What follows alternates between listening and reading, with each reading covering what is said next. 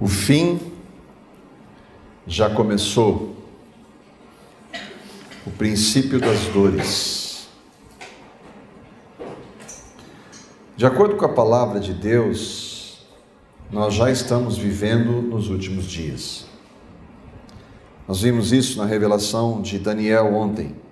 Daniel falou para Nabucodonosor: o que Deus revelou para você é o que vai acontecer nos últimos dias. E agora nós vamos ver o que Jesus tem a dizer sobre os últimos dias. Vamos ver alguns gráficos para poder entender, visualizar o que o Senhor disse. Os últimos dias, de acordo com a Bíblia, são então desde a primeira vinda de Cristo até a volta dele. Neste período, neste intervalo, existem dois acontecimentos. Um chamado de princípio das dores e o outro da grande tribulação. Grande parte da igreja crê nestas duas realidades. Existe um grupo que nós vamos ver à noite, que eles são chamados de pós-milenistas, e eles dizem que a grande tribulação já aconteceu.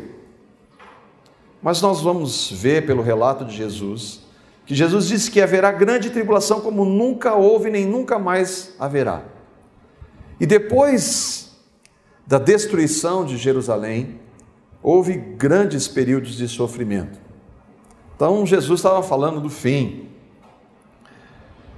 Nós vamos tratar agora deste tempo. E dá para ver a silhueta aí, o que é? Uma mulher grávida. Por que se chama princípio das dores?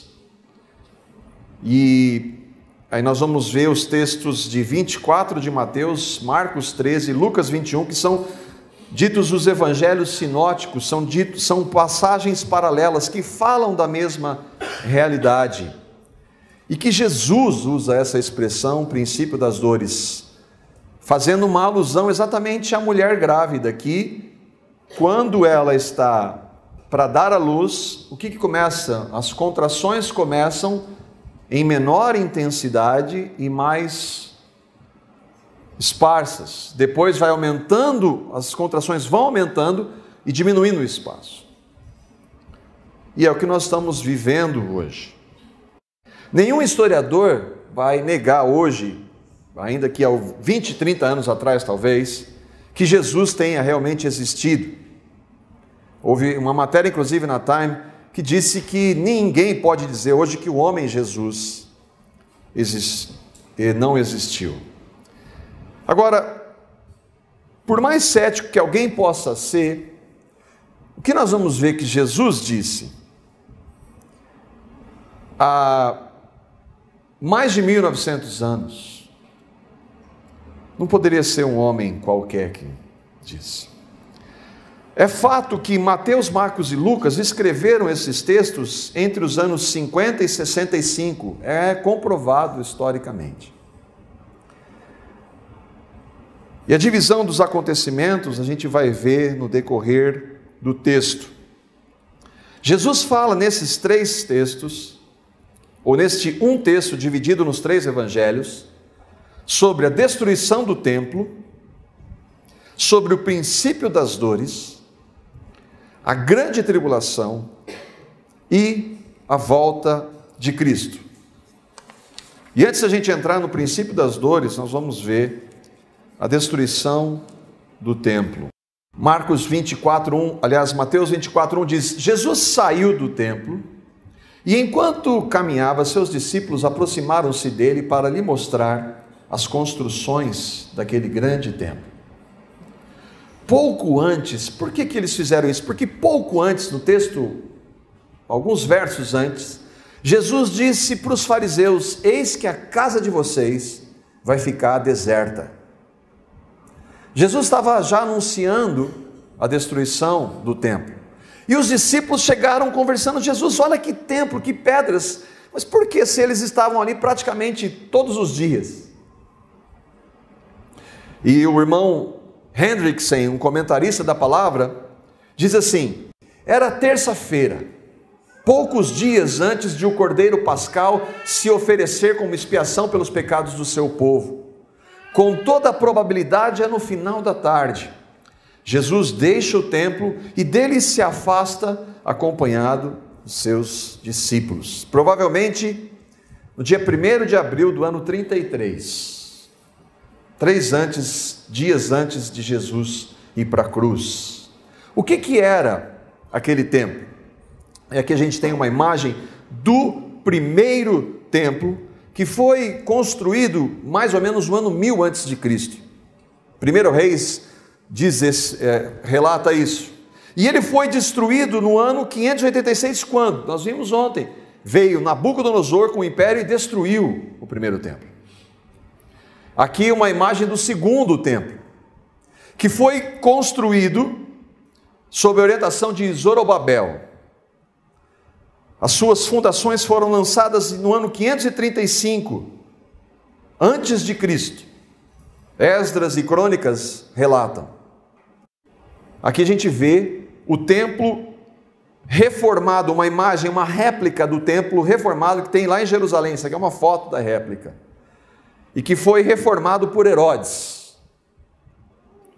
E aqui tem um vídeo interessante do templo. Uma animação muito legal do templo, produzido pelos judeus.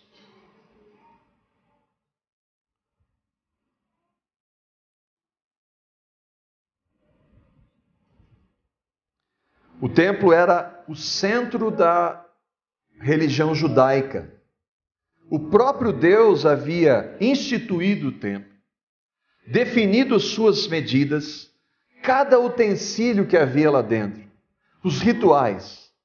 Por isso que os discípulos ficaram espantados quando ele disse: a sua casa vai ficar deserta. E era uma construção, nessa reprodução aí, mostra que era uma construção muito bonita e grandiosa.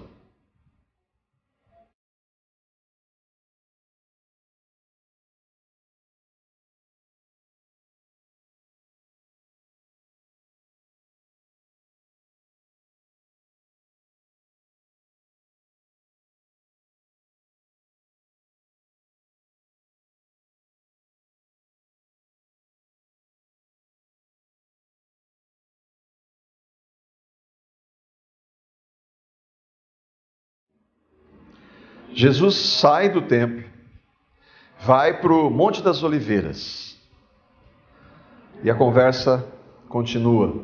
Jesus, que pedras!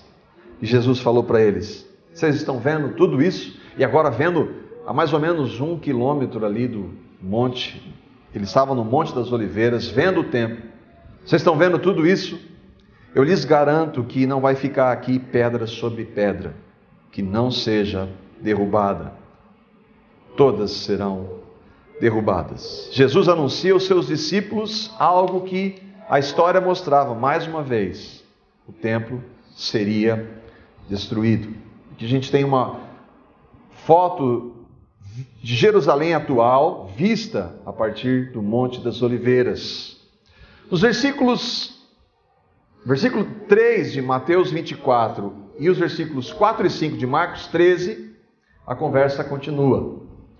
Tendo Jesus se assentado no Monte das Oliveiras, os discípulos dirigiram-se a ele em particular e disseram: dize-nos quando acontecerão estas coisas, e qual sinal será da tua vinda e do fim dos tempos.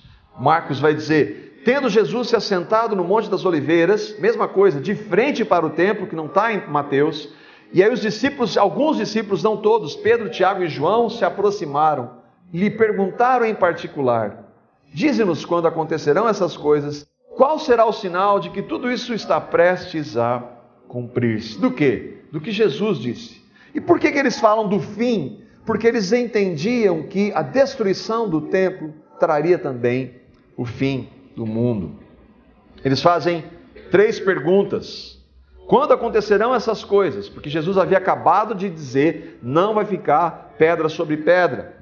Eles perguntam: que sinal vai haver da sua vinda e do fim do mundo?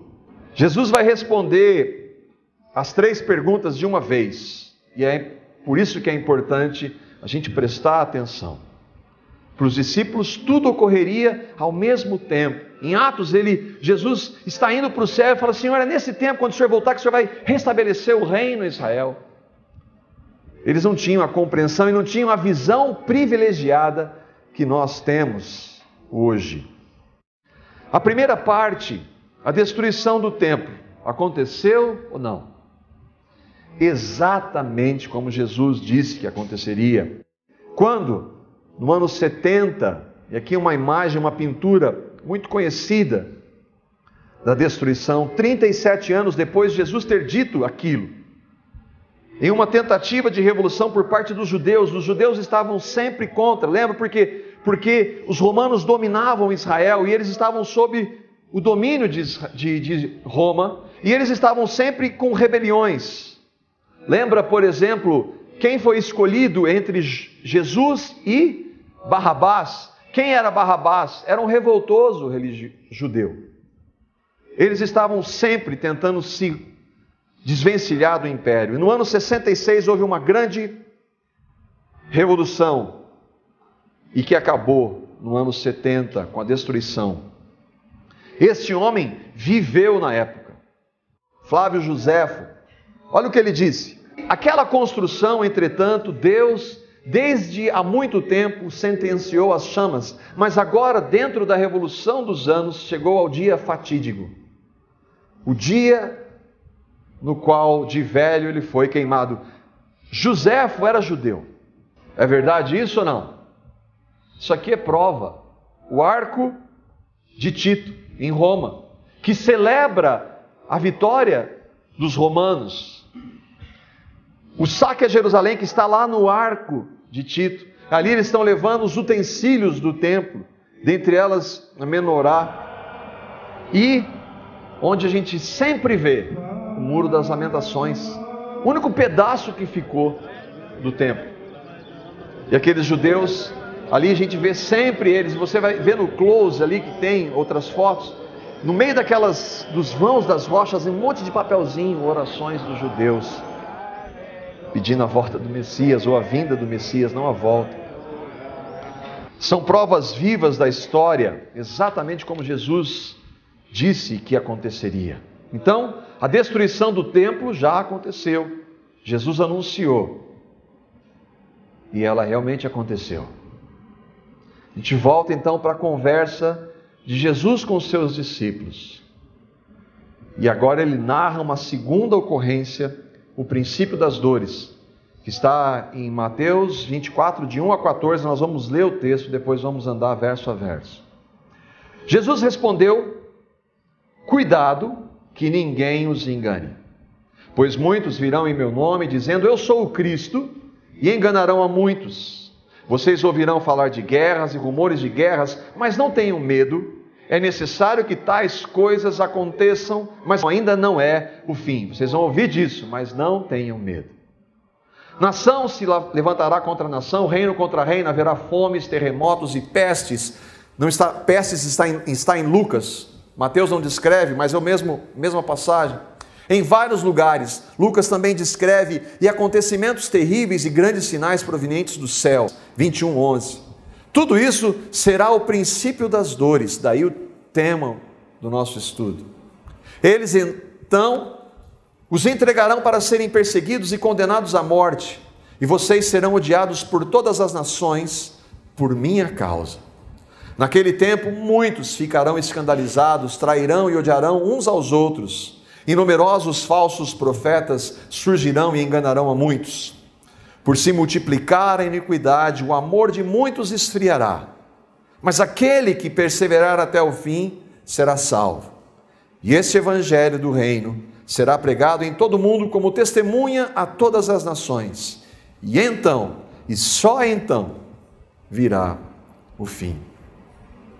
Jesus chama de princípio das dores, que é comparado então à mulher grávida. Os judeus falavam também do princípio das dores como o tempo do fim, não associando a mulher grávida, mas que seria um tempo de muita angústia, os profetas do Velho Testamento usam essa expressão.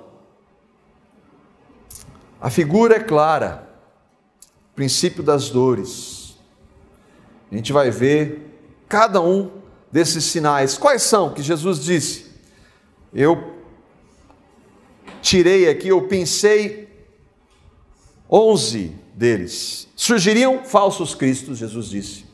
Eles ouviriam de guerras e rumores de guerras. Haveria fomes, terremotos, pestes, acontecimentos terríveis e sinais no céu. Os cristãos seriam perseguidos por sua fé. Surgiriam falsos profetas. Uma grande apostasia aconteceria. Ocorreria um multiplicar da iniquidade. E a igreja jamais acabaria apesar de tudo isso. Irmãos, Jesus disse isso há mais de 1900 anos. Jesus disse isso quando ele tinha 12 seguidores, que não eram nada.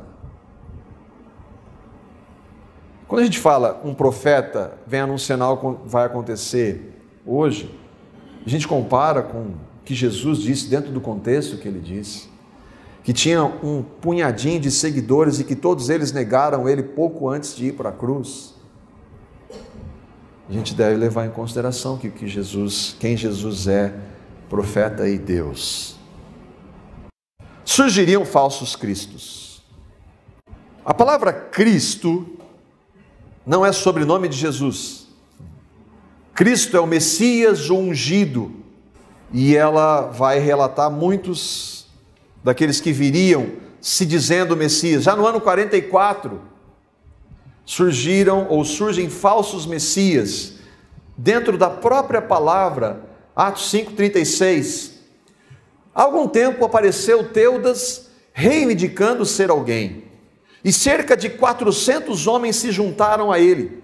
Ele foi morto, e todos os seus seguidores se dispersaram e acabaram em nada. Se aqueles homens seguissem o conselho de Gamaliel, eles não teriam seguido a Teudas.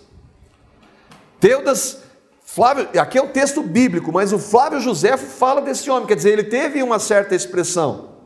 Enquanto Cúspios, nome bonito esse, Cúspios Fados era procurador da Judéia, um certo charlatão, cujo nome era Teudas, persuadiu muitas pessoas do povo a acompanhá-lo até o Rio Jordão. Dizia que era profeta e que a sua ordem, o rio se separaria, abrindo fácil passagem para eles. O Rio Jordão, Teudas ia passar no meio a seco no Rio Jordão.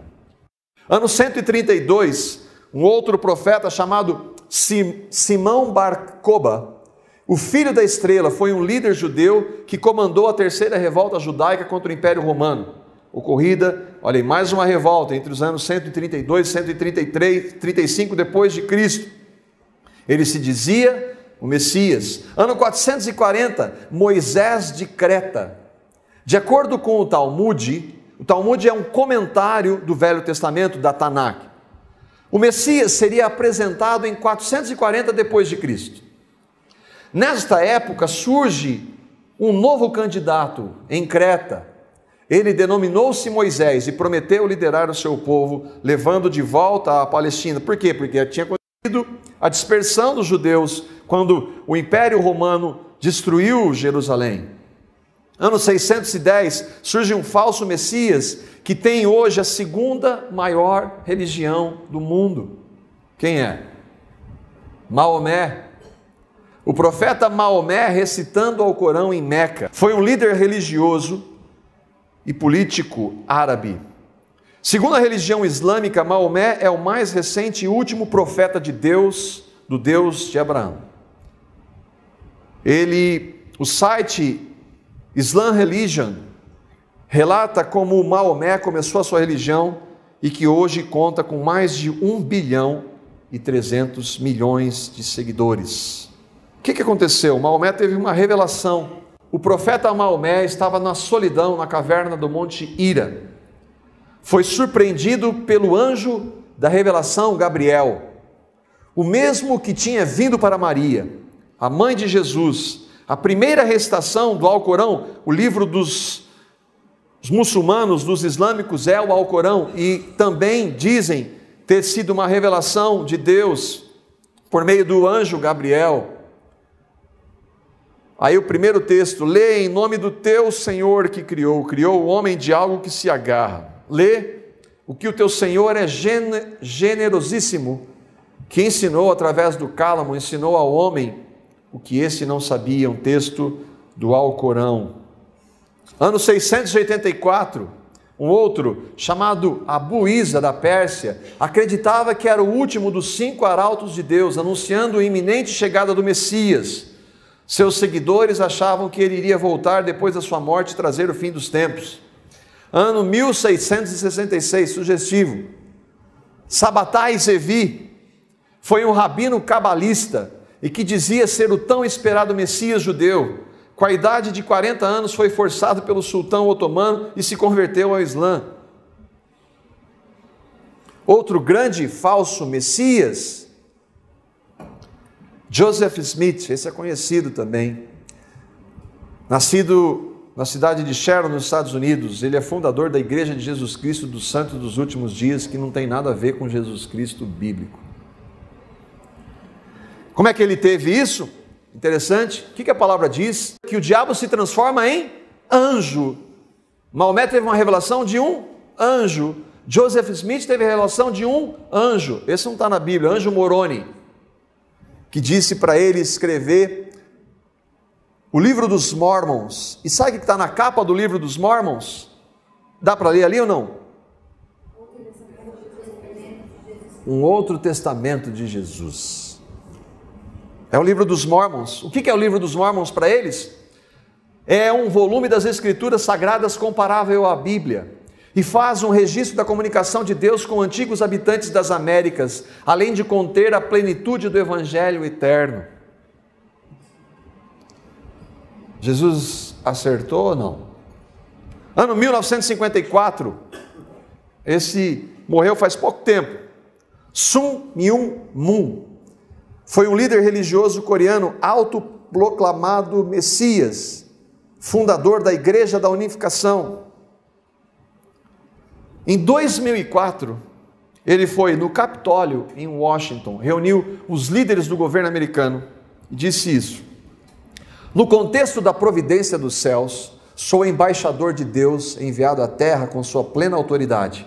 Sou enviado para realizar sua ordem de salvar os 6 bilhões de habitantes do mundo, restaurando-os para o céu com a bondade original em que eles foram criados. Sabe com quem esse homem esteve? Manuel Ferreira, deputado federal, líder máximo da CONAD, Assembleias de Deus Madureira, uma das ramificações da Assembleia de Deus. Falsos cristos, tem esses aí também. Vários. Jesus vai dizer então, guerras e rumores de guerras. Quando Jesus disse isso, o Império Romano estava sob a Pax Romana. Havia um período de relativa paz, mas, como Jesus disse, ocorreriam guerras e rumores de guerras, e aqui uma pequena relação das guerras desde o século I até o século XXI. Não precisa ler todas não, né? Século XIX, olha que interessante, século XIX, século XX, aí tem as duas maiores, século XX. Aqui a gente vê algumas das maiores ou as 10 maiores guerras que mataram, só elas, 110 milhões de pessoas.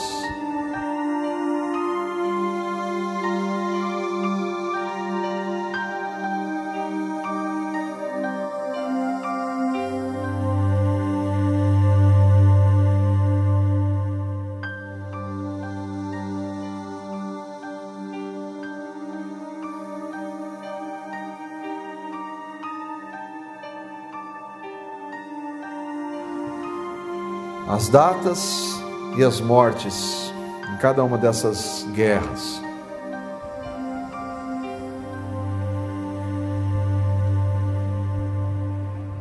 Agora, século 21. Algumas que nós conhecemos, que estão praticamente a toda hora na mídia.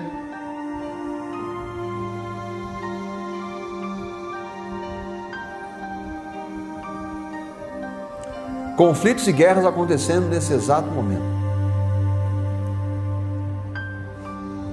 Tudo isso está acontecendo agora.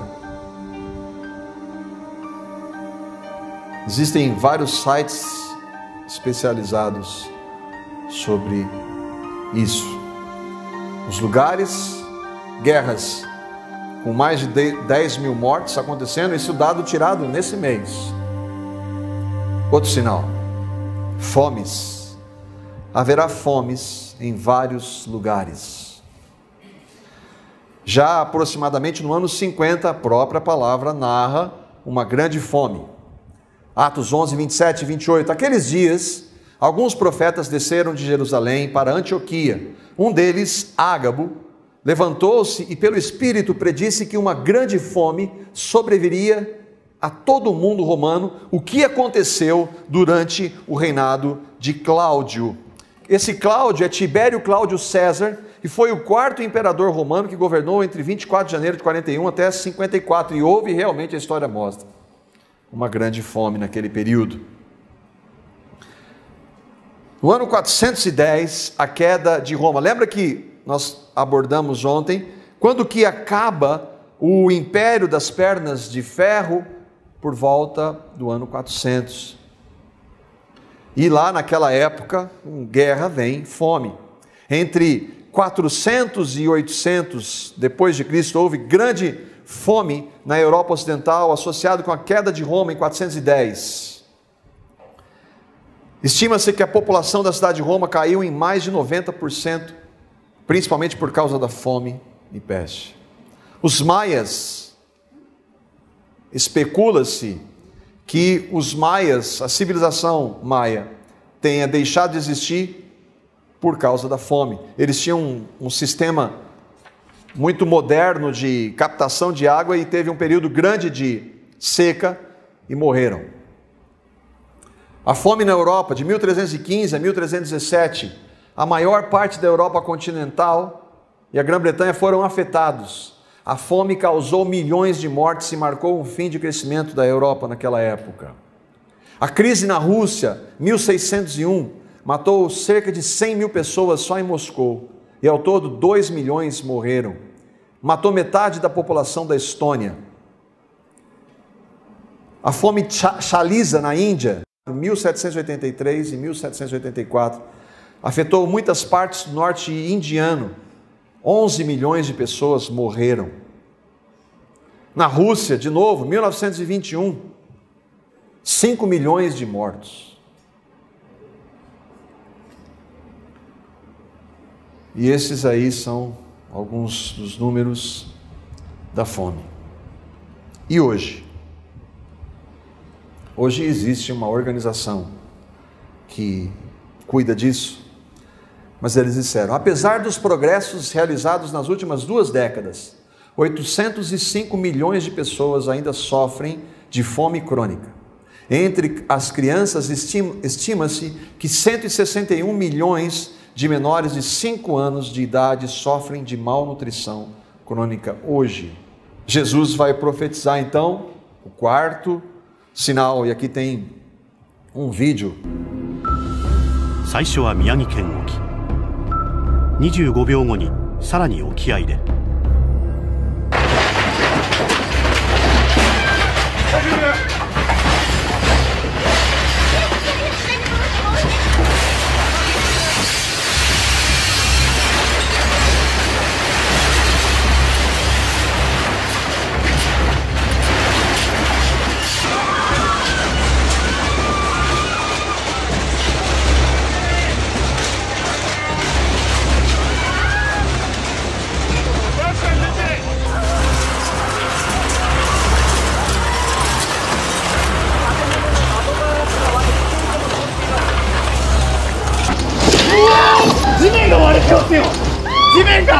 地面が割れてます。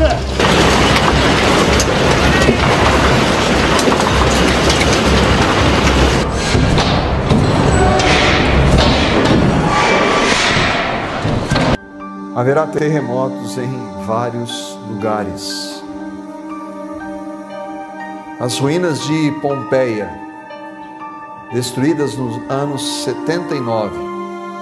Por quê? Porque em 5 de fevereiro de 62, houve um grande terremoto. E aconteceu então, o Monte Vesúvio entrou em erupção por consequência do terremoto e dizimou as cidades de Pompeia e de Herculano.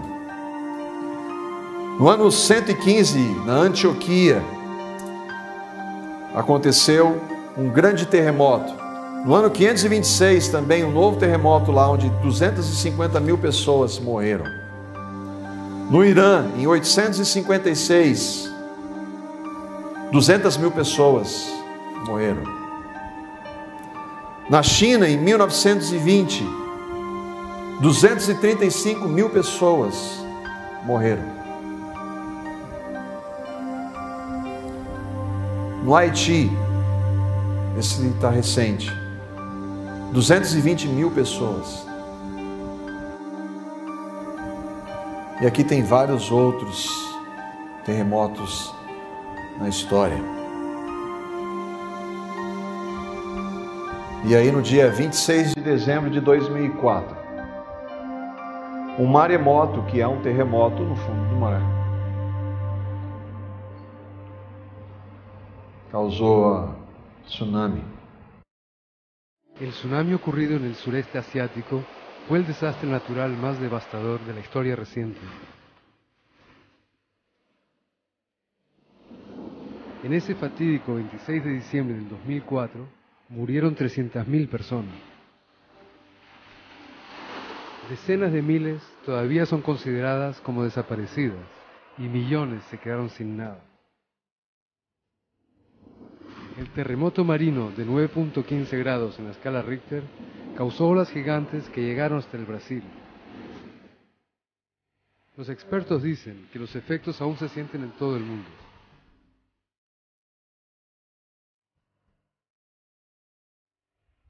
Cuando llegué a la zona del desastre, 5 semanas después de la tragedia, me pareció entrar al infierno. Ruinas y refugiados por todas partes, gente aún en estado de shock, miles de niños huérfanos y personas que perdieron todo, incluso hasta la esperanza. Indonesia fue el país más afectado, con 126.000 personas muertas. Millones perdieron sus viviendas y todo lo que poseían. No Japão também, em 2011. E aqui as cenas são impressionantes.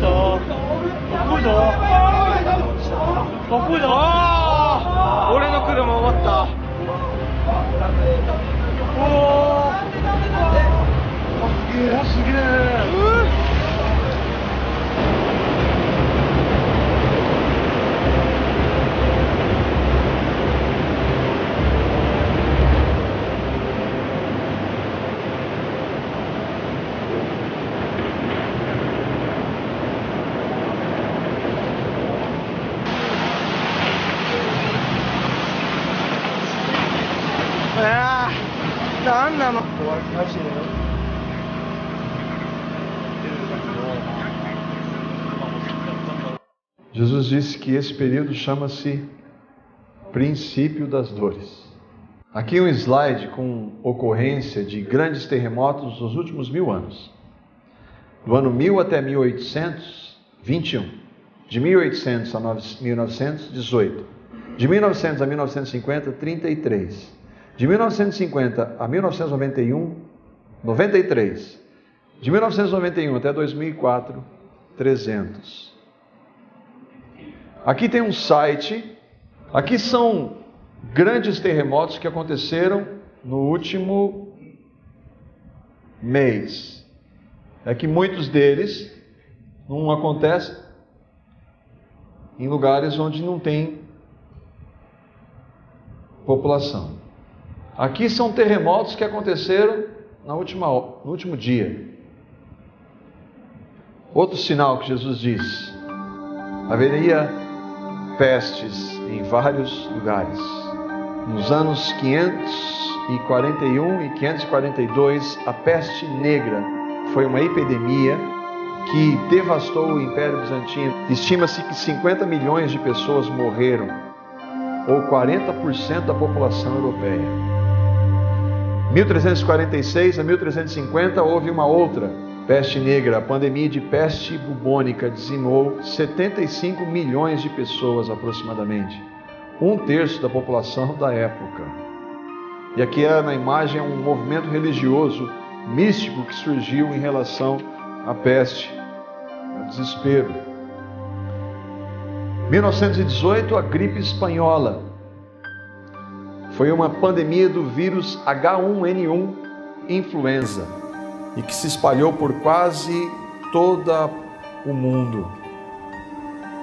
500 milhões de pessoas foram infectadas e aproximadamente 75 milhões morreram. Gripe asiática, 1957, 2 milhões de pessoas morreram.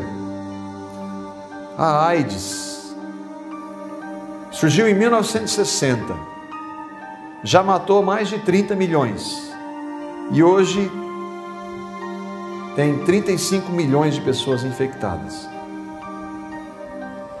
Varíola, 1974, 15 mil pessoas. Cólera, entre os anos 2008 e 2009 no Zimbábue, matou 4.300 pessoas, 98 mil casos registrados. Gripe suína, essa a gente lembra. A gripe A começou no México, entre 120 mil a 400 mil pessoas. Ebola, esse está mais recente ainda. Em março de 2014, a Organização Mundial de Saúde informou um grande surto de ebola na Guiné, na África. Até o dia 16 de novembro de 2014, foram 15 mil casos e 5.700 mortes. É a segunda vez que ocorre uma epidemia de ebola nos últimos 15 anos. Da outra vez também morreram mais ou menos 5 mil pessoas. E uma praga, uma peste que muitos de nós conhecem de perto. Existem mais de 200 tipos de câncer que podem se desenvolver em qualquer pessoa, não importando sexo, raça ou idade. Ela pode se manifestar a qualquer momento, em qualquer parte do corpo. Em sua grande maioria, suas derivações têm diferentes causas, sintomas e tratamentos. É uma peste. De acordo com a Organização Mundial de Saúde, todo ano morrem de câncer 8 milhões de pessoas. Outro sinal. Sinais do céu. Bom, aí o texto se limita a dizer que haverá acontecimentos terríveis e grandes sinais provenientes do céu. Nós não sabemos o que isso significa. A palavra sinal é usada na Bíblia como algo espantoso ou mesmo um milagre. Alguns têm relacionado a meteoros, que apareceu recentemente lá na Rússia,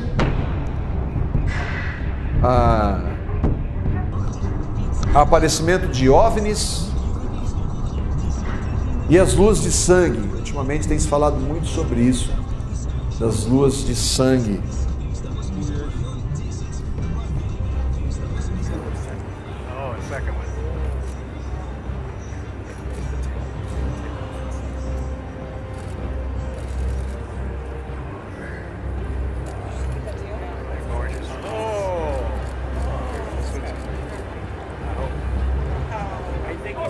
Tem muito, em relação a isso, muito charlatanismo, tem muita coisa produzida, mas tem bastante coisa sem explicação.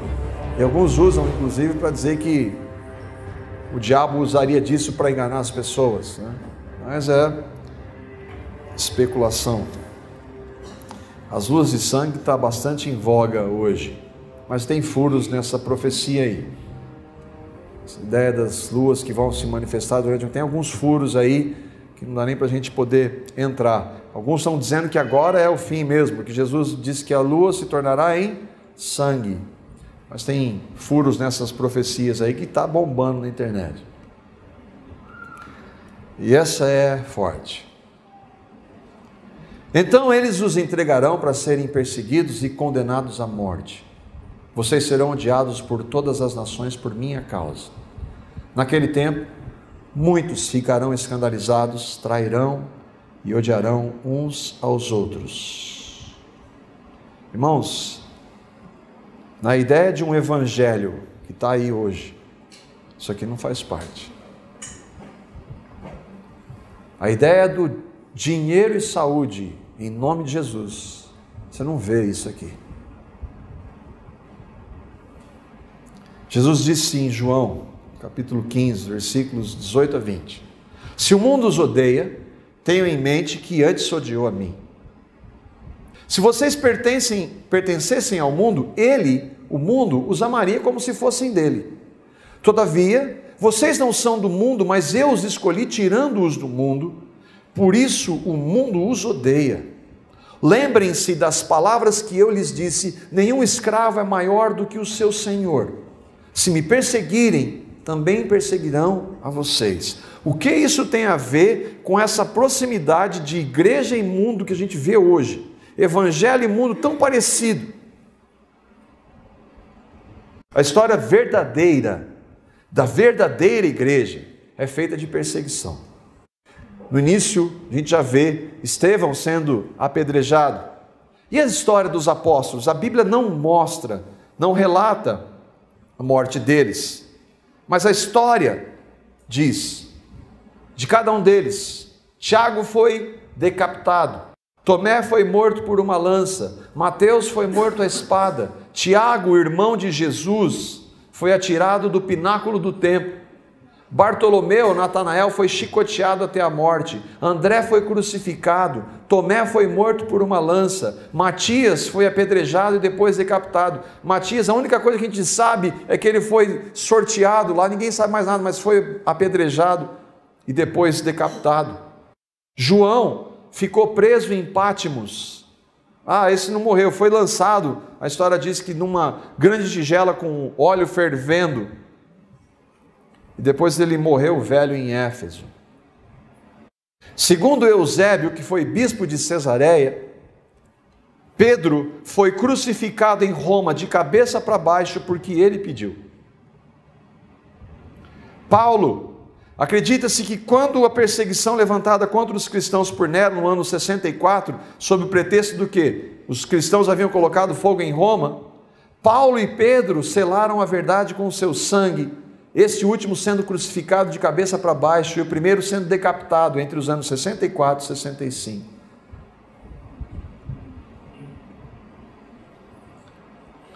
O historiador romano Tácito, falando da morte dos cristãos naquela época, romano, não tem nada a ver com cristão, em suas mortes eles foram feitos objetos de esporte, pois foram amarrados nos esconderijos das bestas selvagens e feitos em pedaços por cães, ou cravados em cruzes, ou incendiados, e ao fim do dia eram queimados para servirem de luz noturna. E aqui uma pintura de alguns séculos retratando isso. O clímax da perseguição se deu sob o governo de Diocleciano e Galério, no final do século III, início do século IV. O Coliseu, que hoje é ponto turístico. E aqui a gente vê uma pintura muito conhecida, eu creio que vocês já viram, dos cristãos orando antes de serem comidos por leões, e lá ao fundo depois eles crucificavam e tacavam fogo. as perseguições continuaram em alguns países. Houve depois a oficialização da fé cristã em Constantino, e aí parou a perseguição. Bom, parou a perseguição e aí veio a enxurrada de heresias que hoje permeia a igreja. Tertuliano disse assim: o sangue dos mártires é a semente da igreja. A igreja cresce quando tem perseguição, quando não tem, ela se mistura. A gente está vendo isso hoje. A história vai mostrar que, séculos depois, na tentativa de voltarem às Escrituras, muitos irmãos foram mortos pela Igreja Católica Romana. E aqui a gente vê alguns desses homens, porque queriam voltar para a palavra. Só isso. John Huss morreu numa fogueira louvando o Senhor. John Wycliffe morreu velho, mas porque ele queria que as pessoas tivessem acesso à Bíblia. Trataram de heresia, tiraram ele do túmulo e jogaram suas cinzas no rio. Era um herege porque ele queria que as pessoas tivessem acesso à palavra. Nos séculos 14, 15 e 16, esses homens foram usados, cada um no seu período, por Deus. E foi nesse período que a Inquisição, ou a Santa Inquisição, um tribunal religioso criado pela Igreja Católica Romana, para condenar todos aqueles que eram contra os dogmas pregados por ela, fez grande perseguição contra os cristãos. Aqui uma pintura famosa de Lutero, que queria que a igreja voltasse à palavra, mas ela não quis. Lutero vai diante do rei Carlos V e do clero. Vai morrer. Se não houve na soberania de Deus, ele não permitiu que isso acontecesse. E a fala dele, naquele dia, quando eles falaram assim, ou você se retrata do que você disse, ou você vai morrer. Ele diz assim: a menos que se me convença por testemunho da Escritura, ou por razões evidentes, posto que não creio no Papa, nem nos concílios somente, já que está claro que eles têm se equivocado com frequência e têm se contradito entre eles mesmos, estou acorrentado pelos textos das Escrituras, que tenho citado, e a minha consciência é uma escrava da palavra de Deus. Não posso, nem quero me retratar em nada, porque não é seguro nem honesto atuar contra a própria consciência. Que Deus me ajude, amém. Diante da morte, isso é evangelho.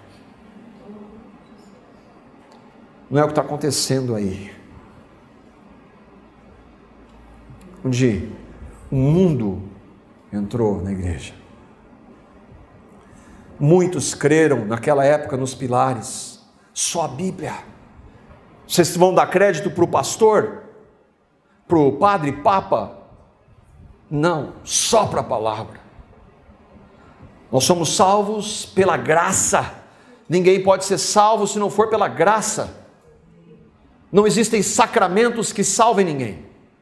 Não existem práticas que salvem ninguém. Só a fé, que é dom de Deus. A glória é só de Deus. Só a Escritura. Muitos foram. Aí alguns retratos do que se fazia com os hereges. E aqui uma sala e uma catedral na Alemanha. Isso acabou, irmãos? Não. Aqui é Voz dos Mártires e Portas Abertas. 2 sites, você vai lá e vê. E entra nos vídeos e prepara para ver o que tem lá. O que tem irmãos morrendo hoje, do mesmo jeito que aquelas fotos ali. E a gente vê por pouca coisa, a gente negando a Cristo.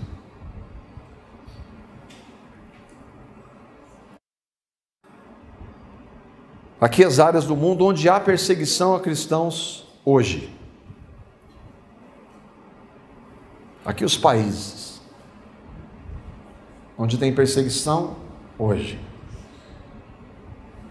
E aqui o testemunho de um irmão desse país, da Somália. 1 year ago, this Muslim convert to Christianity was awakened in his home by al-Shabaab soldiers. We agreed to protect his identity and give him a different name, Abdi. They ransacked my house, searched my bag, and found several pages from a Bible. They had crosses on them. Abdi was taken away, imprisoned, and tortured. Tell me what they then did to you and what they said to you. I was blindfolded, and they put me in a dark, underground cell. They beat me up with a wooden baton. They wanted to know where I got the Bible pages, and if I knew of any others like me. When they finally took the blindfold off, I noticed 3 dead bodies in the room. They placed them there just to frighten me. His torturers said they were going to kill him. The guards thought they had locked our cell door, but it wasn't locked. We opened it, ran to the wall, and started climbing. The guards opened fire on us. Bullets killed one of my cellmates, but the other prisoner and I jumped over the wall. Reunited with his family, Abdi is now living in a safe place. He says he still suffers physical pain from the torture he endured. Spiritually, he feels closer to God. I was happy to go through all this because now I'm stronger spiritually. People prayed for me to escape. Their prayers are what saved my life. I was happy. Fui feliz por sofrer isso. Quem disse isso em Atos? Prenderam, mandaram eles calar a boca. Falou assim, ó, importa antes obedecer a Deus do que aos homens. Eles não amaram mais a sua vida. E nós, irmãos?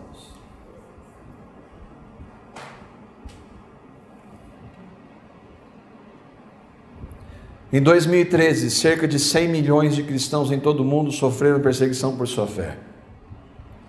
Em todo o mundo, em torno de 400 cristãos morrem por dia por causa da sua fé em Cristo. Está aí, toda hora da Globo aparece isso. A gente que gosta de entretenimento, assiste jornal, todo dia aparece isso na Globo. Falsos profetas. Surgiriam falsos profetas. Ué, mas Jesus já falou no versículo 5 de falsos cristos fora, falsos profetas dentro da igreja. O irmão Champlin faz essa distinção muito sabiamente. A diferença entre os falsos cristos descritos no versículo 5 e os que estão mencionados aqui, os falsos profetas, é que os primeiros são essencialmente uma espécie de falsos messias. Os falsos profetas deste versículo têm se levantado no seio da própria igreja. E aqui a gente vai entrar, irmãos, em terreno arenoso. Nós não defendemos religião, denominação, líderes, seja católico, seja evangélico. A igreja presbiteriana nos Estados Unidos, por exemplo, houve um rompimento recente. Estão ordenando pastores gays, presbiterianos. Houve um rompimento lá. A gente vai apresentar o que a Bíblia diz. E nós vamos comparar o que alguns líderes conhecidos afirmam, e cada um fica a seu critério. Outra coisa é que, biblicamente, profeta não é somente alguém que anuncia o futuro, mas alguém que fala da parte de Deus ou de Jesus. Diante disso, um falso profeta não é somente alguém que anuncia um futuro que não acontece. Um falso profeta é aquele que afirma falar da parte de Deus ou de Jesus, contudo seus ensinamentos são contrários à palavra de Deus ou de Jesus. Compreensões equivocadas e erros doutrinários acontecem, pode acontecer na igreja. A questão é que se nós errarmos, somos confrontados com a palavra, nós temos uma possibilidade: arrependimento. Jesus disse isso para 7 igrejas no Apocalipse. Havia erros doutrinários lá, ele falou assim: arrependam-se. E aí, o Hendrickson, dando a evidência daqueles que creriam.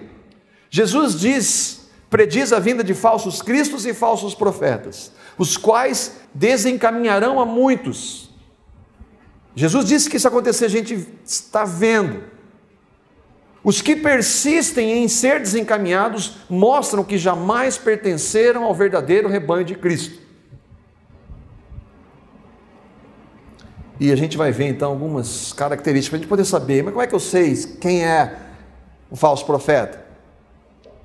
Primeiro, eles confessam o nome de Jesus e usam 1 João 4, 1 a 3. Amados, não creiam em qualquer espírito, mas examinem os espíritos para ver se eles procedem de Deus. Porque muitos falsos profetas têm saído pelo mundo. Vocês podem reconhecer o Espírito de Deus desse modo. Todo espírito que confessa que Jesus Cristo veio em carne procede de Deus. Mas todo espírito que não confessa a Jesus não procede de Deus. Esse é o espírito do anticristo, acerca do qual vocês ouviram que está vindo e agora já está no mundo. Bom, eles confessam Jesus, citam a palavra. O diabo citou a palavra para Jesus. Então, não quer dizer muito. Mas Jesus, ele não citou, ele está falando com Jesus. Eles citam Jesus. Então está tudo bem? Não está. E aí muitos ficam indignados quando alguém fala contra ensinos de apóstolos, pastores, bispos, padres, papas. Eles falam de Jesus. A gente acabou de dizer, se confessa Jesus, não é dele. Segunda característica, a sua confissão não é autêntica. De onde você tira isso? De Jesus, serve. Mateus 7, 21, 23, nem todo aquele que me diz, Senhor, Senhor, entrará no reino de Deus. E aqui Jesus está falando assim, naquele dia, quando estiverem frente a frente com ele, eles vão ter a coragem de dizer que confessaram o nome de Jesus. Mas apenas aquele que faz a vontade do meu Pai que está nos céus. Muitos me dirão naquele dia, Senhor, Senhor, não profetizamos nós em teu nome, Jesus, em teu nome não expulsamos demônio, em teu nome não realizamos muitos milagres. Então eu, Jesus, vou dizer para eles abertamente, eu não sei quem vocês são. Vocês profetizaram em meu nome e não sei quem são. Esses são quem? Falsos profetas. Eles confessam o Evangelho. O que eu receio, 2 Coríntios 1, 11, 3 e 5, o que eu receio e quero evitar é que, assim como a serpente enganou a Eva com a sua astúcia, a serpente não falou assim, não chegou para Eva e falou assim, eu sou o diabo, eu estou aqui para enganar você. A mente de vocês seja corrompida e se desvie da sua sincera e pura devoção a Cristo. Pois, se alguém lhes vem pregando um Jesus, que não é aquele que pregamos, ou se acolhem um evangelho diferente do que acolheram, ou um espírito diferente do que aceitaram, vocês o suportam facilmente, vocês são responsáveis por isso. Todavia, não me julgo e nem um pouco inferior, olha que coincidência, a estes super apóstolos. Existem hoje no mundo mais de 10 mil apóstolos. E eles são super apóstolos.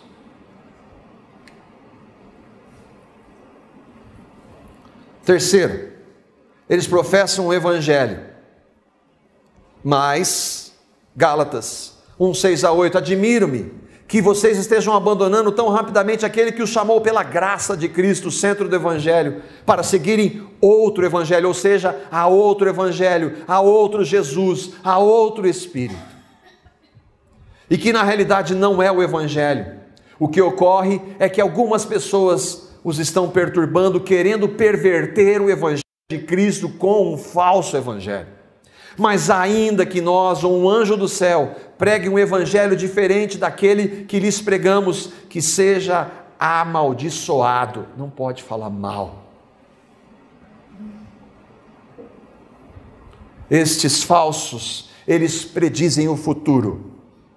São muito bons para fazer isso.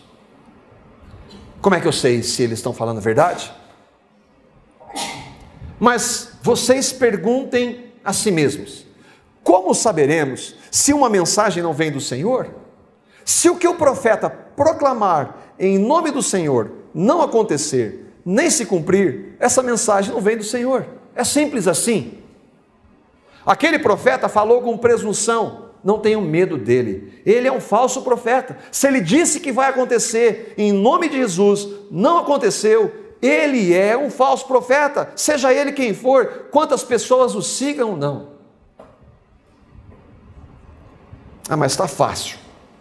Assim é fácil. Falou que não é, mas tem gente seguindo a toda hora. Gente que diz que vai acontecer e não acontece e está lá a mesma multidão seguindo. Agora tem um problema. E pode complicar. Eles predizem o futuro e acontece. Aonde está isso? Se aparecer entre vocês um profeta ou alguém que faz predições por meio de sonhos, e lhes anunciar um sinal miraculoso ou um prodígio, dizer que vai acontecer alguma coisa, e se o sinal ou prodígio que ele falou acontecer, e ele disser, vamos seguir outros deuses, ou outro espírito, ou outro evangelho, ou outro Jesus, que vocês não conhecem, e vamos adorá-los, não deem ouvidos às palavras daquele profeta ou sonhador. Por quê? Porque o Senhor, o seu Deus, está pondo vocês à prova, para ver se vocês o amam de todo o coração e de toda a sua alma. Ah, mas ele disse, aconteceu. Mas o que ele está dizendo tem base na palavra? Não, mentira, falso profeta. Outra característica, amam dinheiro. No passado, surgiram falsos profetas no meio do povo, como também surgirão entre vocês, no meio da igreja, falsos mestres. Eles introduzirão secretamente heresias destruidoras. Introduzirão, como a serpente fez com Eva, secretamente, heresias, mentiras. Chegando a negar, eles vão chegar até o ponto de negar a soberania de Deus que os resgatou, trazendo sobre si mesmos repentina destruição. Muitos seguirão os caminhos vergonhosos desses homens, e por causa deles, o Evangelho é difamado hoje, será difamado o caminho da verdade. Em sua cobiça, dinheiro, tais mestres os explorarão com histórias que inventaram, e muitos vão segui-los. Há muito tempo a sua condenação paira sobre eles, e a sua destruição não tarda. 7. As suas vidas não são íntegras. Jesus vai dizer para eles, afastem-se de mim, vocês que vivem na prática do pecado. Não há arrependimento. E os caminhos vergonhosos desses homens enfatizam isso. As características estão aí. Agora a gente vai ver algumas falas para a gente comparar. Na história sempre houve falsos profetas, em Israel e na igreja. A gente vai ver um pouco a história recente, e vamos dividir em dois grupos. Falsas profecias sobre o futuro, o profeta anuncia o futuro, e o profeta fala em nome de Deus. Papa Silvestre II. Vários clérigos cristãos previram o fim do mundo para o ano 1000, incluindo o Papa Silvestre II. Tumultos ocorreram na Europa, os peregrinos foram em direção ao leste de Jerusalém. Disse que ia acontecer e não aconteceu. Papa Inocêncio III, 1216, previu que o mundo acabaria 666 anos depois do surgimento do Islã. O Islã surgiu no século VII. Disse que ia acontecer, não aconteceu. Guilherme Miller, é William Miller em inglês, Guilherme Miller em português.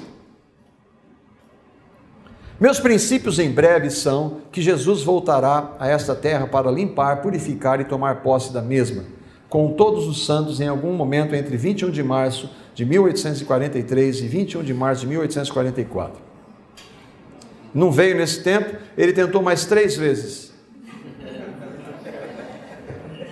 Aí veio uma outra, que era seguidora dele, Ellen White, profetisa e escritora do ministério, e que foi uma das líderes do movimento adventista.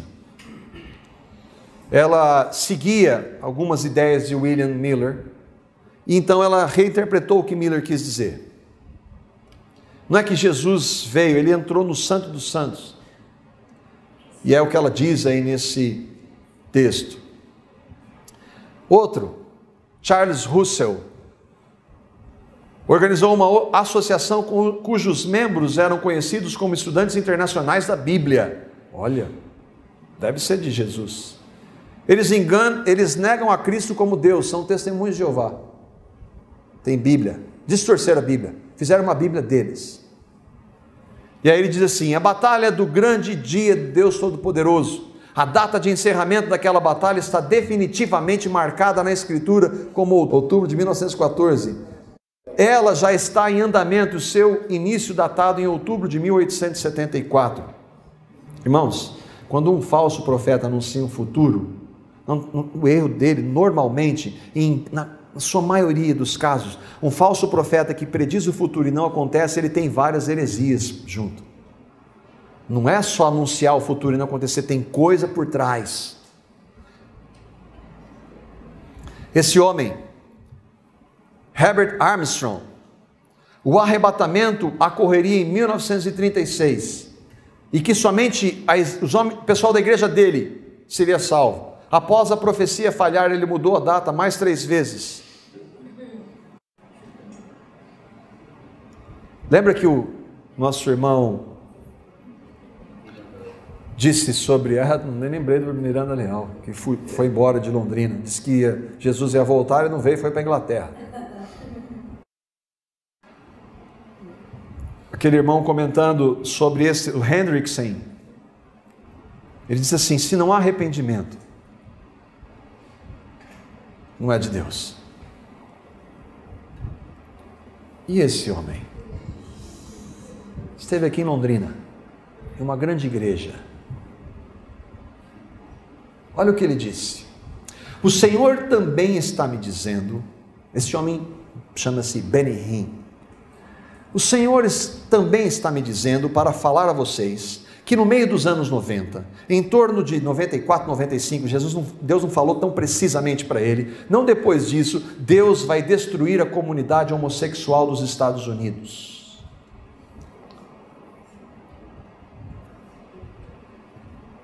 Aí isso ele disse em 89.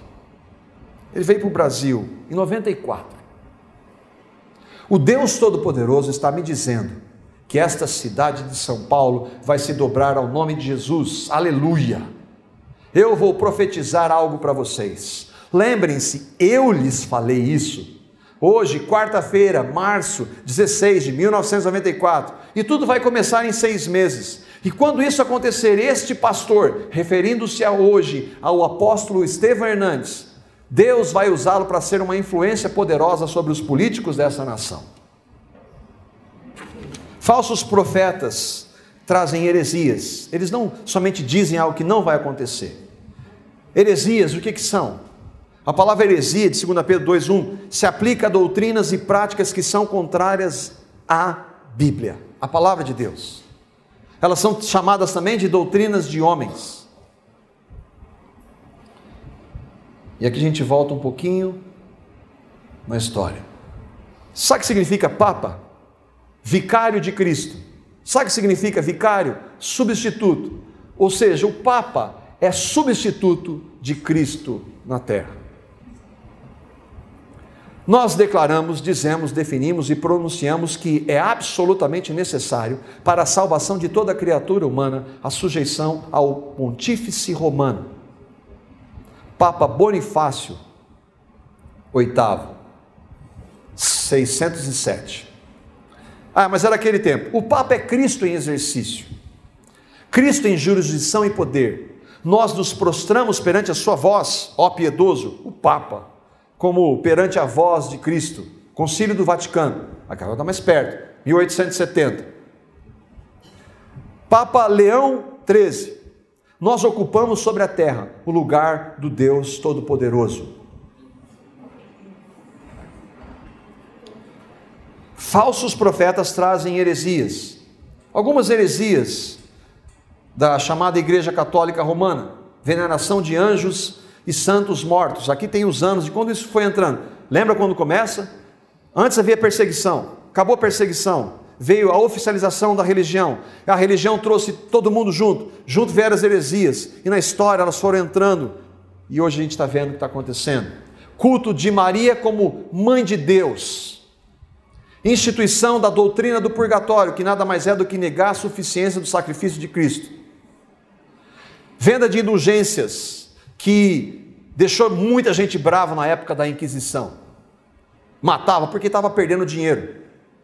Tradição tem autoridade igual à Bíblia. O que a Igreja Católica diz e crê hoje em relação a ela e a Bíblia? A Igreja Católica Romana tem o mesmo nível de autoridade da Bíblia. Para nós é só a Bíblia. A Imaculada Conceição da Virgem Maria. Maria nasceu sem pecado. A Assunção de Maria. Maria foi para o céu. Ela não vai passar pela ressurreição. Este homem é um pregador evangélico. Ele morreu. Kenneth Hagin.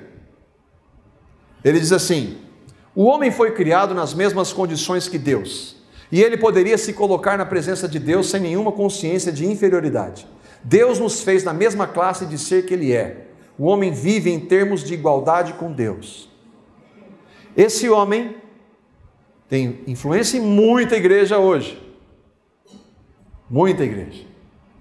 Da TV, inclusive.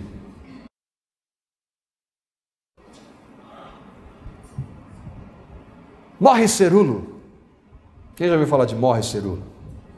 Vocês sabiam que desde o princípio, ou desde o início, o propósito de Deus era reproduzir Ele mesmo? Sabiam disso? Já estão sabendo agora. Quem são vocês? Vamos lá, quem são vocês? Digam, filhos de Deus. Vamos lá, digam isso. O que trabalha dentro de vocês, irmãos, é a manifestação de tudo o que Deus é e tem. Tá. Vocês não estão olhando para Morre Cerulo, vocês estão olhando para Deus. Vocês estão olhando para Jesus. Em uma pregação dele. Ele veio aqui em Londrina. Ele disse que ia fazer sinais e prodígios, ia curar muita gente. Lotou o Moringão, não cabia no Moringão e colocou o Anfiteatro Zerão lá, lotou o Anfiteatro Zerão. Porque como é que eu estava lá, eu fui ver. Ele começava pedindo 5 mil reais para as pessoas. Ele falou 1 hora, 40 minutos, falou de dinheiro. Gente com cadeira de roda para ser curado lá.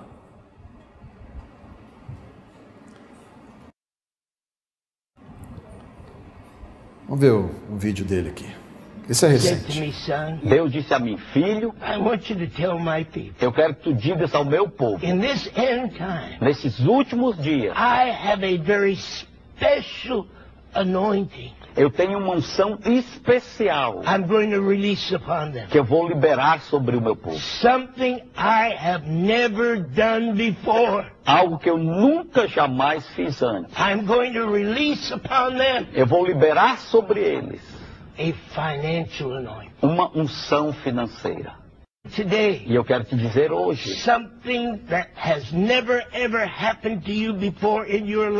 algo que nunca aconteceu antes na tua vida vai acontecer a ti. Today, hoje, neste programa, eu vou orar em poucos momentos for God to release His financial anointing upon your life. Para Deus liberar a sua unção financeira sobre a tua vida. Now I'm going to tell you what the financial anointing is in just a moment. Eu vou te dizer o que é essa unção financeira em poucos momentos. But I want you to do this. Mas eu quero que você faça There's isso. a phone number on the screen right now. Existe um telefone aí na tela agora mesmo. If you want God to give you the financial anointing, se você quer que Deus te dê a unção financeira, the end time financial anointing, a unção financeira dos últimos dias, I want you to pick up that phone. Eu quero que você pegue esse telefone. And I want you to make a commitment. E eu quero que você faça um compromisso. For 900 reais.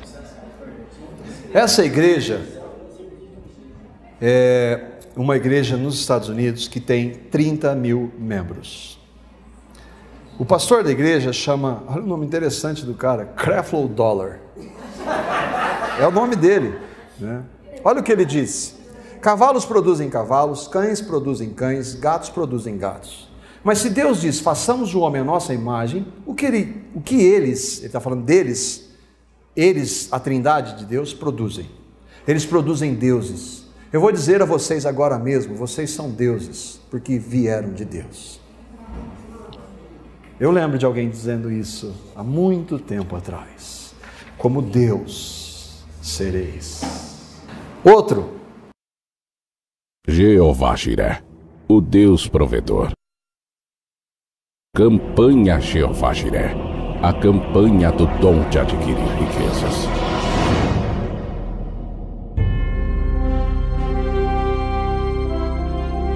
Em um ano, o menor, o mais simples entre os irmãos, vai dobrar seu patrimônio.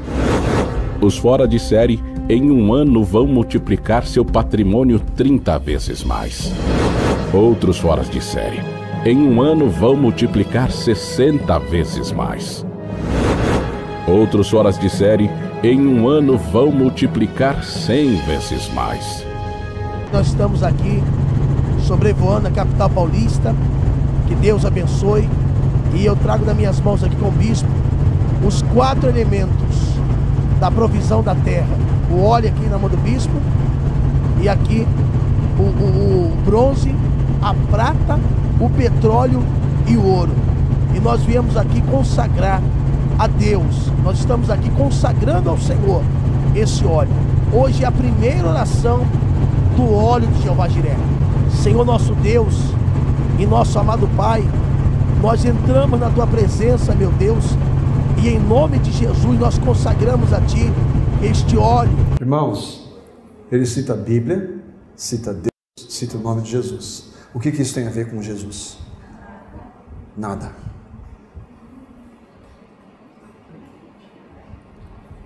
E esse aí? Olha o que ele diz. Essa não é inacreditável não, porque está na Bíblia, né? Adoro falar sobre aborto, planejamento familiar, para levar as pessoas a uma vida de melhor qualidade, menos violência, menos morte, menos mortalidade infantil, menos doenças, enfim, menos todo o mal que nós temos visto na nossa sociedade. Eu sou a favor do aborto, sim. Eu sou, e digo isso alto e bom som, com toda a fé do meu coração, e não tenho medo nenhum de pecar. E se eu estou pecando, eu cometo esse pecado consciente. Se eu não acredito nisso, porque é uma questão de inteligência, não é questão nem de fé, é uma questão de inteligência, de razão. Lá em Nova York, depois que foi promovido a lei sobre aborto, a criminalidade diminuiu assustadoramente. Por quê? Porque deixou de nascer criança revoltada. Porque a criança revoltada é uma arma contra nós, é uma arma contra a sociedade. E esse aí? Eu estou chamando, é inspiração de Deus, representando a Santíssima Trindade, Pai, Filho e Espírito Santo. Você vai dar 30% do que você ganhar, seja pouco, seja muito, você vai ser fiel para esta obra. Ele inventou o trízimo. Igreja Batista. Tinha que ter Igreja Batista. Olha o nome. Igreja Batista Missionária Novo Nascimento. Mas deve ser muito crente. Hein? Sabe quantos membros? 25 mil membros. Bispo Ed Long. E olha o que eles fizeram com o Bispo Ed Long na igreja dele. Now, Bishop, you'll have a seat. Praise God.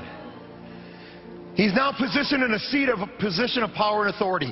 He is given within him a belt. On one side is justice, and the other is blessing. He now is given the constitution of God as a king. I give this to you, Bishop. as a sign of covenant, as a sign of release, as my sign of love for you. Amen. My brothers will come forth. 4 sons representing the 4 corners of the earth. They'll raise him up right now. He now is raised up from a commoner to a kingship. Come on, raise it up. And I'll walk him around.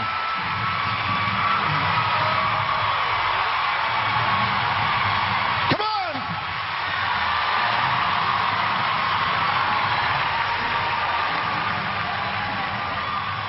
Come on, praise God. 9º sinal. Apostasia. Muitos falsos profetas e enganarão a muitos.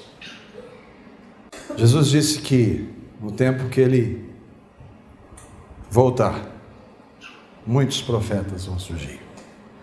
Paulo também disse isso em 2 Tessalonicenses capítulo 2, versículo 3. Ninguém de maneira alguma vos engane, porque não será assim, sem que antes venha a apostasia. Nós vamos falar disso à noite. O assim é o encontro dos cristãos com Cristo. Não vai haver encontro de cristãos com Cristo sem que antes venha a apostasia e se manifeste quem? O homem do pecado, filho da perdição, que é quem? O anticristo. Aumento da iniquidade. Devido ao aumento da iniquidade, o amor de muitos esfriará. Iniquidade, irmãos, na luz da palavra, é mais do que maldade. É uma disposição contrária à vontade de Deus. É a falta total de temor a Deus. É fazer o que se faz em nome de Jesus sem um pingo de temor. Deus me falou, em nome de Jesus, fala o que vem na mente. Sabe, porém, isso, que nos últimos dias sobrevirão tempos difíceis, porque haverá homens amantes de si mesmos, avarentos, presunçosos, soberbos, blasfemos, desobedientes a pais e mães, ingratos, profanos, sem afeto natural, irreconciliáveis, caluniadores, incontinentes, cruéis, sem amor para com os bons, traidores, obstinados, orgulhosos, mais amigos dos prazeres do que amigos de Deus. E os homens maus e enganadores irão de mal a pior. Onde que acontece? Onde a gente vê isso? Em tudo.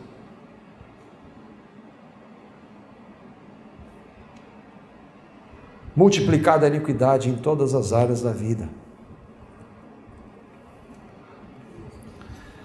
Jesus disse, como foi nos dias de Noé, assim será também a vinda do Filho do Homem. Como foi os dias de Noé? Gênesis 6:5. O Senhor viu que a perversidade do homem tinha aumentado na terra, e que toda a inclinação dos pensamentos do seu coração era sempre e somente para o mal. Multiplicada a iniquidade, e nós estamos apenas no princípio das dores. A igreja jamais acabará. É o último sinal. Aquele que perseverar até o fim será salvo. Aqueles que verdadeiramente creem, perseveram. Quem não crê, segue a maré. E a maré é um tsunami. Onde é que a gente vai estar? Com temor e tremor diante de Deus? Essa é uma pergunta que nós precisamos responder. Os últimos dias, de acordo com a Bíblia, nós estamos no princípio das dores. E esse evangelho do reino será pregado em todo o mundo, com testemunho a todas as nações. Então virá o fim. O evangelho que a gente vai ver à noite, se o Senhor permitir. Amém?